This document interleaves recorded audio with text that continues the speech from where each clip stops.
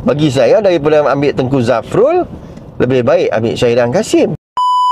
Saya rasa kalau Syahidan Kasim dibawa masuk ke dalam PKR Perlis ini, akan dirampas semula oleh kerajaan Madani. Tapi saya nak beritahu, saya bersetuju kawan-kawan ni, iaitu saya boleh menjadi faktor untuk menang kalah. Yang ini saya minta supaya dia bersama dengan saya. Bukan saya masuk bersama dengan dia. Saya masuk bersama dengan dia, saya sudah ada kemenangan dalam PN dan juga juga PAS. Saya sebenarnya nak bagi tahu semua pihak sekali lagi, saya ni adalah seorang ahli PAS seumur hidup. Jadi kalau nak menumpang kepada kemenangan yang kami ada, atau kalau mengikut Datuk DSA ni, kalau ikut dia kata saya boleh bawa kemenangan, maka saya setuju dengan dia. Sila datang bersama dengan saya. Bukan saya masuk dia, dia masuk saya. Datang bersama dengan kami dan terus mencapai kemenangan di Perlis. Itu yang terbaik. Dan juga bukan saja DSA, semua pihak-pihak lain kalau bersetuju bahawa saya boleh bawa kemenangan, mari join saya.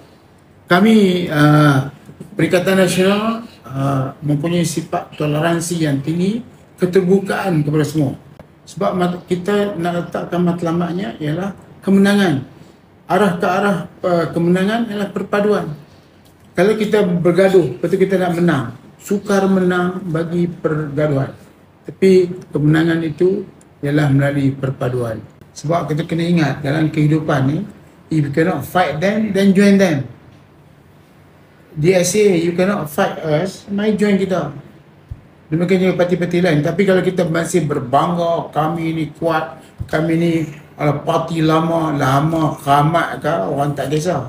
Orang muda dia nak pejuang. Orang umur 18, hari-hari, tiap-tiap hari kita ada pengundi baru di Malaysia yang umur 18 tahun. Mereka melihat pejuang-pejuang dalam sosial media ni adalah pejuang mereka.